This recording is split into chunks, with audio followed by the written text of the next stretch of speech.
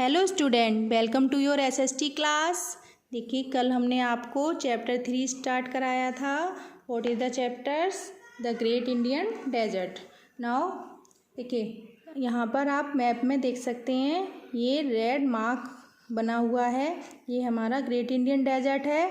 इसके अंदर हमारे इंडिया के 2 स्टेट आते हैं, राजस्थान और गुजरात।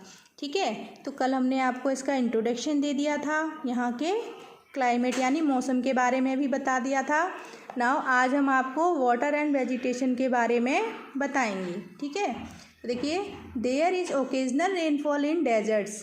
इन रेगिस्तानों में बहुत ही कम मात्रा में बारिश होती है और during these showers the streams fill up with water. इस बारिश की बूंदों से यहाँ के जो तालाब हैं वो पानी से भर जाते हैं। But this water is not sufficient for the needs of the people living in the desert. लेकिन ये पानी यहाँ रहने वाले लोगों की आवश्यकताओं की पूर्ति के लिए पर्याप्त नहीं है। There is practically no other important river in the Thar desert except the river Luni. इस थार डेजर्ट में लूनी नदी के अलावा अन्य कोई नदी भी नहीं है। It is a seasonal river and many times it disappeared into sand. ये एक मौसमी नदी है, यानी मानसून के सीज़न में ही बनती है और फिर उसके बाद ये वहाँ की सैंडी मिट्टी में ही गायब हो जाती है, यानी सूख जाती है। There is hardly any vegetation in the desert due to lack of rain. इन मरुस्थलों में बारिश की कमी के कारण बहुत ही कम मात्रा में वनस्पति पाई जाती है, यानी पेड़ पौधे बहुत कम मात्रा में पाए जाते हैं। एट सम प्लेसेस, और कुछ जगहों पर, however the underground water comes up to the surface through a spring. कुछ जगहों पर जो भूमिगत पानी है वो एक फुहारे के रूप में बाहर आ जाता है। अराउंड सच प्लेसेस, ऐसी जगहों के आसपास खजूर, बेर, कीकर और बबूल के पेड़ और घास उगाती है। Such a green and lush area in the desert is called an oasis. Desert में इस तरह के एरिया, यानी इस तरह के हरे भरे और पानी वाले एरिया को ओएसिस के नाम से जाना जाता है। पीपुल लिव परमानेंटली, ऐसी जगहों पर लोग परमानेंट तरीके से रहते हैं, यानी वहीं पर उसके आसपास रहते हैं। In such areas and grow crops, और वहाँ पर ही फसलें उगाते हैं। ये मक्का, चना, ज्वार, बाजरा, गेहूँ आदि फसलें उगाते हैं। नाउ इंदिरा गांधी कैनल, इंदिरा गांधी नहर।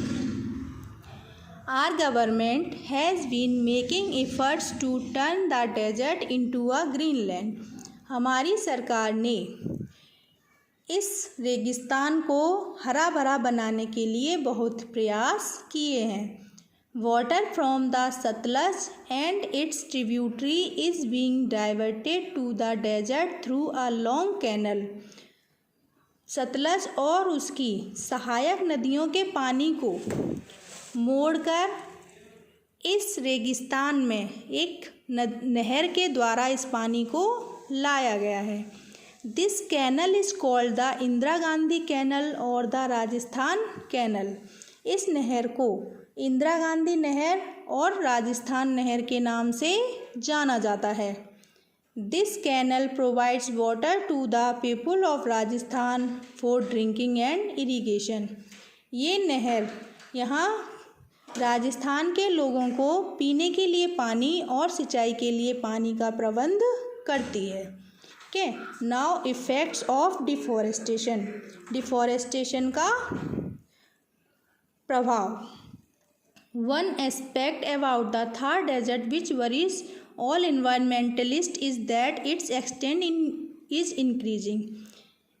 थार डेजर्ट के विषय में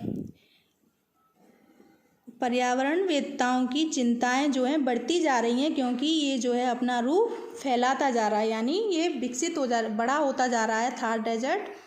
human activities are mainly responsible for this. मानव के क्रियाकलाप इन सभी के लिए जिम्मेदार हैं। Destruction of forest and overgrazing by animals have lead to increase in the desert area. पेड़ों का कटान, यानी जंगलों का काटना और जानवरों के द्वारा अधिक मात्रा में यहाँ पर चराई, इस रेगिस्तान के एरिया को बढ़ाने के लिए जिम्मेदार है। Therefore we must plant more and more trees. इसके लिए हमें ज़्यादा से ज़्यादा पेड़ उगाने चाहिए।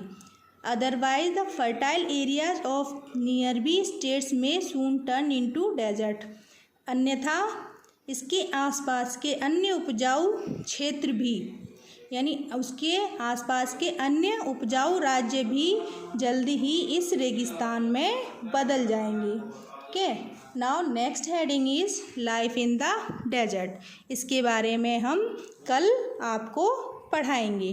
ठीक है, आज आपको एक टेस्ट भी दिया जाएगा क्योंकि आपको देखिए पता है आपका चैप्टर 2 कंप्लीट हो चुका है, तो उसके लिए कल हमने आपको एक टेस्ट के बारे में बोला था याद करने के लिए, तो आपने याद कर लिया होगा।